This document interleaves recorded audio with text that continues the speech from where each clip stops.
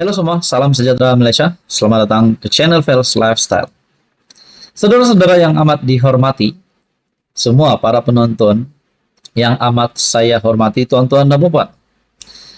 Kita sudah mendengar satu ahli parlimen bersatu Perikatan Nasional, Iskandar Zulkarnain, yang menyatakan sokongan terhadap kerajaan perpaduan, pimpinan Datuk Seri Anwar Ibrahim tanpa meninggalkan Parti Bersatu. Menjadikan sokongan di dalam parlimen 2/3 untuk Datuk Seri Anwar Ibrahim. Nah, penyebab kepada sokongan Iskandar Zulkarnain terhadap kerajaan perpaduan adalah disebabkan keadaan ataupun keadaan pengundi-pengundi bagi kawasan yang dijaga oleh ahli parlimen Kuala Kangsar tersebut. Nah, yang mengejutkan saudara-saudara, seperti apa yang saya pernah kata sebelum ini menjadi satu pembuka kepada ahli-ahli parlimen pembangkang yang lain untuk mengikut keputusan yang sama. Buktinya, satu lagi ahli parlimen dari Bersatu Perikatan Nasional juga sudah menyatakan sokongan, menjadikan 2 MP Bersatu, MP Perikatan Nasional, menyatakan sokongan terhadap pimpinan kerajaan perpaduan. Nah, apa yang berlaku selepas itu? Sudah pasti ini satu beban ataupun satu lagi perkara yang penting yang harus difikirkan oleh pengerusi Perikatan Nasional merangkap Presiden Bersatu Tan Sri Muhyiddin Yassin. Satu artikel dari Harapan Daily dikongsi oleh Syabuddin Husin juga. Isu peruntukan bukanlah cerita dongeng. Muhyiddin, tunggu apa lagi? Di dalam artikel ini, satu perkongsian yang pasti mengejutkan kepimpinan Perikatan Nasional. Hanya kira-kira 2 minggu selepas ahli parlimen Kuala Kangsar, Iskandar Zulkarnain Abdul Khalid daripada Bersatu mengumumkan sokongan kepada kepimpinan Anwar Ibrahim pada 12 Oktober. Kini seorang lagi wakil rakyat parti itu berbuat demikian. Ahli parlimen Labuan, Suhaili Abdul Rahman, adalah ahli parlimen kedua daripada Bersatu dan PN yang mengumumkan pendirian menyokong Anwar.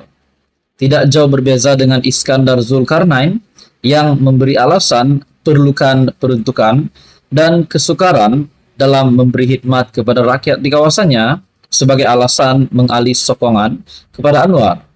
Suhaili pula membangkitkan rintihan berterusan daripada pengundi dan keperluan mendesak untuk membantu mereka sebagai asas keputusan yang diambil.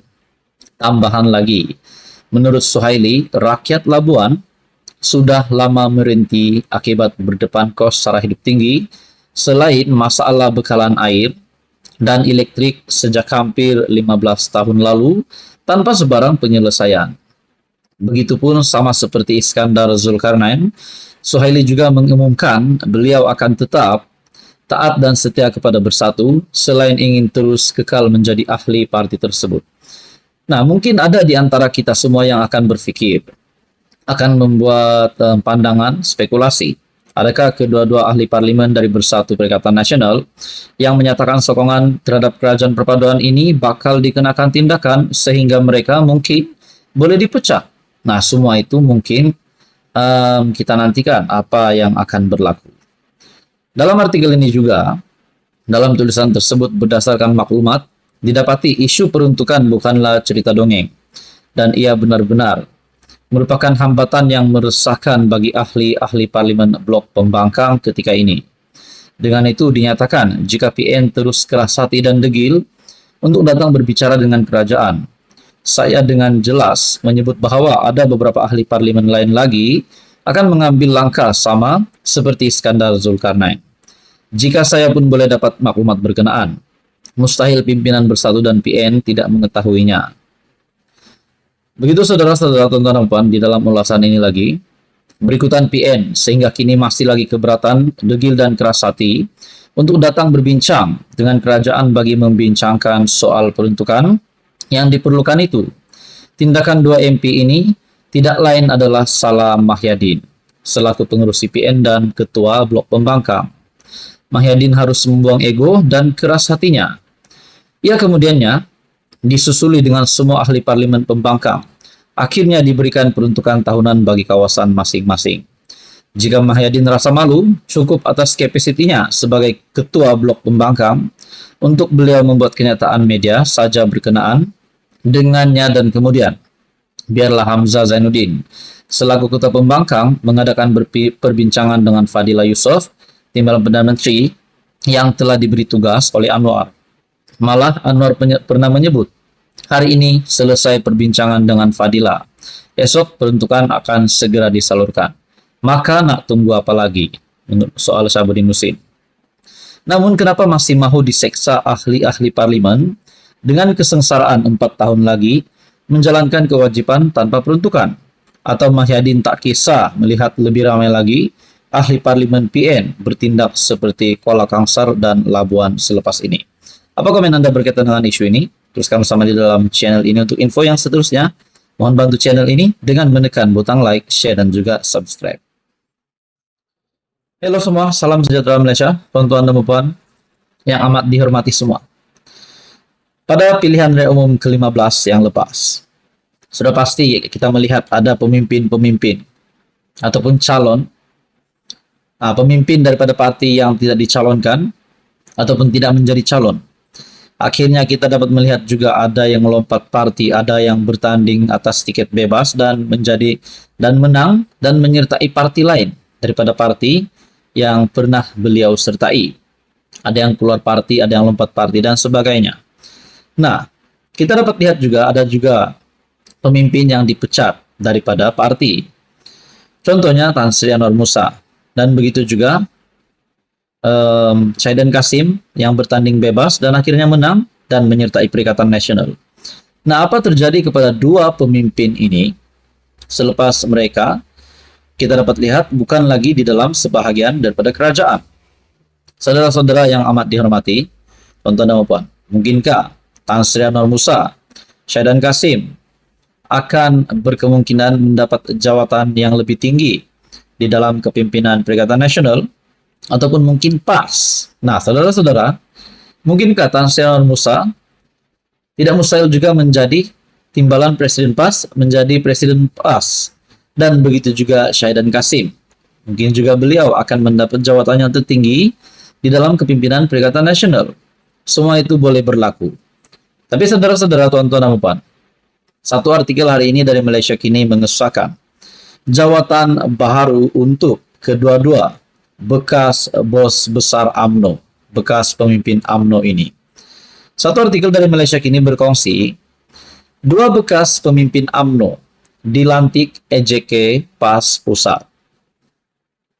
Kita teruskan di dalam artikel ini, dua bekas pemimpin UMNO, yang pertama Tan Sri Anwar Musa dan juga Syaidan Kasim adalah antara 9 individu yang dilantik sebagai ahli jawatan kuasa ataupun EJK PAS Pusat bagi 2023 sehingga 2025.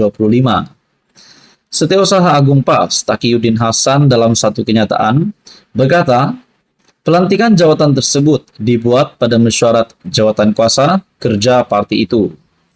Ia dicadangkan serta dipersetujui berdasarkan peruntukan pasal 25 dan 26 perlembagaan berkenaan. EJK lain yang dilantik termasuk Nasruddin Hasan, Muhammad Yusni Matpia, Wan Rohimi Wan Daud, Muhammad Zudi Marzuki, Nik Muhammad Zawawi Saleh, Ahmad Yunus Hairi, dan Muhammad Mazri Yahya. Penolong Setiausaha Agung 1, 2, dan 3 pula masing-masing disandang oleh Khairul Faizi Ahmad Kamil, Khairul Fahmi Matsom, dan Muhammad Syahir Ceh Sulaiman, katanya.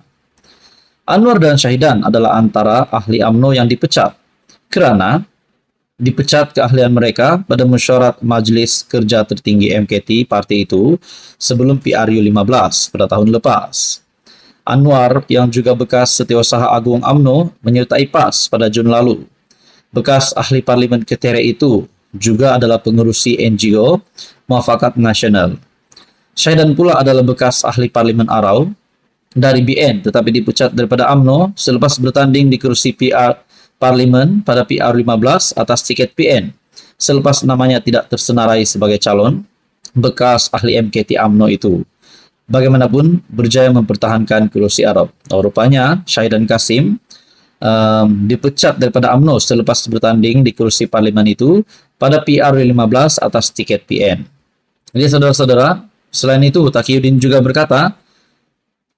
juga menyenaraikan barisan Pesuruhjaya PAS Negeri dan Wilayah Persekutuan dilantik.